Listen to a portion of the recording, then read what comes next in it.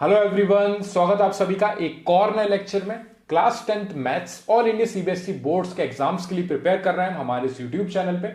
NCERT के unit wise सभी exercises के क्वेश्चंस प्लस एग्जांपल समझाता हूं मैं यहाँ पे। हमारी जो करंट यूनिट चल रही है वो है अर्थमेटिक प्रोग्रेशन एपी, और उसकी एक्सरसाइज 5.2 के क्वेश्चन नंबर 19 को हम इस वीडियो में समझने वाले हैं। क्वेश्चन को स्टार्ट करने से पहले प्लीज चैनल को सब्सक्राइब करें और वीडियो को लाइक जरूर करें। सो हमारा आज का जो क्वेश्चन है, क्वेश्चन नंबर 19 वो है, Subba Rao started work in 1995 at an annual salary of ₹5,000।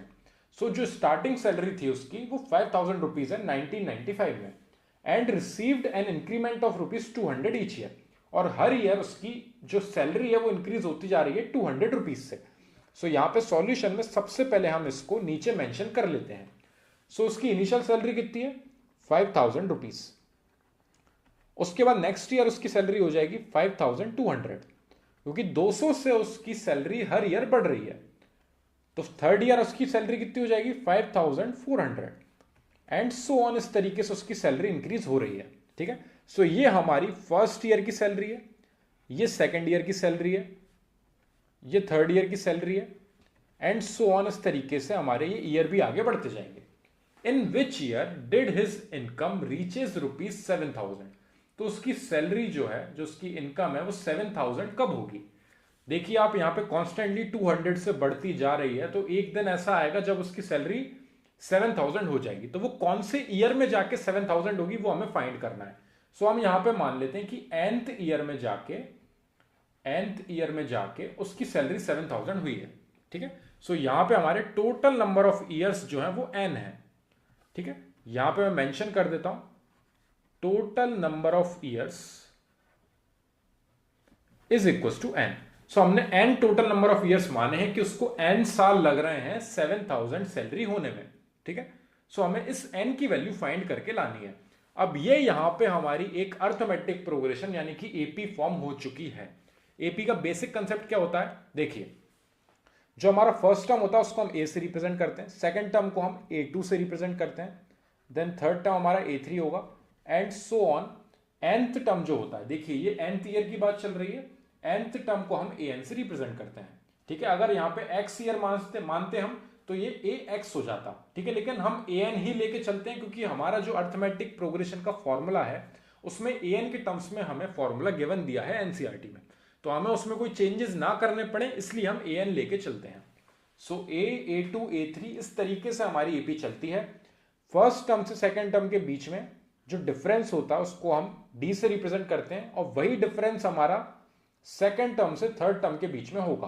तभी ये एक कॉमन डिफरेंस, क्योंकि हर जगह सिमिलर डिफरेंस होने के वजह से इसको कॉमन डिफरेंस का नाम दिया गया है, और इसको स्मॉल डी से रिप्रेजेंट करते हैं। तो आप देख सकते हैं इन दोनों के बीच में 200 का डिफरेंस है। सेम सेकंड और थर्ड टर्म के बीच में भी 200 का ही डिफरेंस है। और कॉमन डिफरेंस को फाइंड करने के लिए, डी को फाइंड करने के लिए, आप या तो सेकंड टर्म में से फर्स्ट टर्म को सब्ट्रैक्ट करिए, या फिर डी को फाइंड करने के लिए थर्ड टर्म में से सेकंड टर्म को करिए सब्ट्रैक्ट। ठीक है, सो यहां पे 5,200 में से अगर आप 5,000 सब्ट्रैक्ट करोगे तो आपको कॉमन डिफरेंस कितना मिलेगा? 200। लेकिन अगर आप यहां पे 5,400 यानी कि थर्ड टर्म में से सेकंड टर्म यानी कि 5,200 को सब्ट्रैक्ट करोगे तब भी आपको कॉमन डिफरेंस कितना मिलेगा? 200। सो कॉमन डिफरेंस आपका हमेशा सेम निकलेगा, याद रखना, तभी उसको कॉमन डिफरेंस बोला जाता है। जब डिफरेंस इन दोनों के बीच का सिमिलर होगा तब भी वो एक एपी कहलाएगी। और लॉजिक कितना क्लियर है कि 200 से उसकी हर साल सैलरी बढ़ रही है, तो अगर पहले साल उसकी 5,000 सैलरी थी तो 5,200 होगी next year, then 5,400, then 5,600, and so on. इस तरीके से बढ़ती जाएगी, और कौन से ईयर में जाके 7,000 रुपीज उसको इनकम मिलेगी वो फाइंड करना है। तो वो कौन से ईयर में मिलेगी? तो टोटल नंबर ऑफ ईयर्स हमारे हो चुके हैं n, और nth ईयर में जाके उसको सैलरी 7,000 मिल रही है, ये हम मान के चल रहे हैं। अब यहां पे हम सिंपल an का फॉर्मूला यूज करेंगे। an is equal to a plus n-1 into में d। ये फॉर्मूला मैं जनरेट करना बता चुका हूं आपको। जिसको यहां पे ये फॉर्मूला समझ में नहीं आता हो वो जाके एक बार देखना उस वीडियो में कि किस तरीके से यहां पे फॉर्मूला जनरेट किया गया है, ये फॉर्मूला ओरिजिनेट क्यों हुआ है, कैसे हुआ है, पूरा एक्सप्लेनेशन मैं दे चुका हूं यहां पे। ठीक है, सो यहां पे हमें an की वैल्यू यहाँ पे हमें गिवन है। अब जो भी हमें गिवन है वैल्यूज उनको हम लिख लेते हैं। an हमारा है 7000, ठीक है। a यानी कि हमारा फर्स्ट टर्म है 5000 और d कॉमन डिफरेंस इन दोनों के बीच का है 200। सो यहाँ पे मैं मेंशन कर लेता हूँ कि a की वैल्यू है मेरी 5000 रुपीज जो उसकी इनिशियल सैलरी है। कॉमन डिफरेंस हर साल उसकी सैलरी में इंक्रीमेंट 200 का हो रहा है, तो कॉमन डिफरेंस आपका 200 आ रहा है, आपने निकल के बताया भी है। सो यहाँ पे आपको ये वाला प्रोसेस भी सॉल्यूशन में करके आना है, इस स्टेप के मार्क्स मिलेंगे। और आपको n की वैल्यू फाइंड करनी है कि कौन से ईयर में जाके उसकी सैलरी 7000 हुई है, और आपका जो an है nth टर्म, उसकी वैल्यू हमें पता है कि 7000 रुपीज उसकी सैलरी हो रही है, लेकिन कौन से ईयर में हो रही है वो फाइंड करना है, इसलिए वो अननोन है। अब ये सारी वैल्यूज को हम ले आके यहां पे करेंगे सब्स्टिट्यूट। an की जगह पे आएगा हमारा 7000 इज इक्वल टू a की जगह पे आएगा हमारा 5000 प्लस ब्रैकेट में आएगा हमारा n-1, n की वैल्यू हमें फाइंड करनी है, इंटू कॉमन डिफरेंस है हमारा 200। सो सबसे पहले इस 5000 को उधर 7000 के पास लेके जाएंगे और वहां पे करेंगे सबट्रैक्ट। जो चीज यहां पे प्लस में थी वहां जाके होगी माइनस। सो यहां पे ये हमारा होगा subtract is equal to n-1 into में 200। अगर आप ब्रैकेट के बाद यहां मल्टीप्लाई नहीं भी लगाओगे तो भी चलेगा, तो अभी ये मल्टीप्लाई में ही है 200, ठीक है। सो यहां पे सबट्रैक्ट हो जाएगा, ये मिलेगा हमें value 2000 is equal to n-1 into में 200। अब यहां पे जो चीज मल्टीप्लाई में है उधर जाके डिवाइड होगी। सो 2000 के नीचे हमारा आ जाएगा 200 डिवाइड में, ये आ गई वैल्यू हमारी डिवाइड में, इज इक्वल टू n-1। ये 2 0 से 2 0 कैंसिल आउट हुए, 2 से कैंसिल आउट हुआ 20 10 टाइम्स, यानी 10 इज इक्वल टू n-1, यानी कि ये 1 जो है यहाँ पे सब्ट्रैक्ट हो रहा है वो वहां जाके ऐड हो जाएगा। तो 10 प्लस 1 आ गई हमारी n की वैल्यू, तो टोटल n की वैल्यू हमारी आ चुकी है 11, यानी कि उसको करेक्ट 11 ईयर्स लगेंगे, क्योंकि हमें फाइंड क्या करना था, n की वैल्यू जो हमारी आ चुकी है 11। सो टोटल उसे जाके 11th ईयर में उसकी सैलरी जाके 7000 हो जाएगी।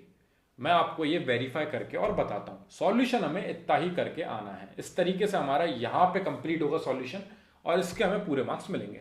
अब देखिए फर्स्ट ईयर में हमारी कितनी थी 5000, सेकेंड ईयर हमारी थी 200 से बढ़ रही है, थर्ड ईयर आएगा हमारा,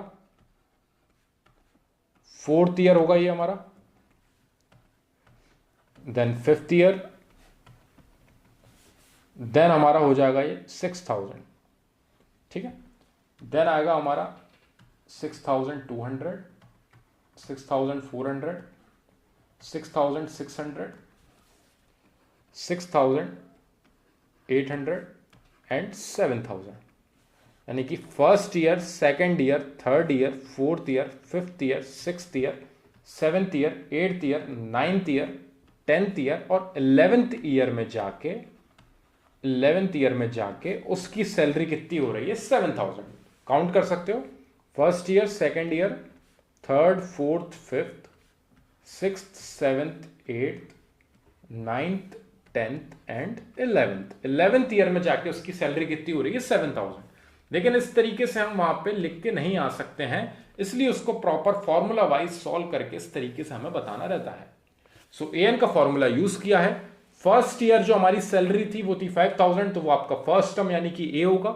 कॉमन डिफरेंस कितनी वैल्यू से उसका इंक्रीमेंट हो रहा है हर ईयर, 200 से उसका इंक्रीमेंट हो रहा है, फाइंड करके भी निकाल लिया, आपका कॉमन डिफरेंस 200 आ रहा है, ठीक है। कौन से ईयर में जाके उसकी सैलरी 7000 होगी, तो an की जगह पे आपकी 7000 वैल्यू आ जाएगी, और कौन से ईयर में जाके होगी वही फाइंड करना था, तो n आपका अननोन रहेगा, जिसकी वैल्यू इन द एंड आपकी आ चुकी 11। और वेरीफाई करके हम यहां पे देख चुके हैं कि 11th ईयर में जाके ही 7000 उसकी सैलरी हो जाएगी। आई होप ये क्वेश्चन आपको समझ में आया हो। मैंने एक बार और इसको समरी टाइप दे दिया आपको यहां पे। फिर भी कोई डाउट लगे तो मेरे को कमेंट सेक्शन में जरूर डिस्क्राइब करना, ताकि उसको सॉल्व करके हम क्वेश्चन नंबर 20 पे बढ़ सकें। Thank you very much for watching this video.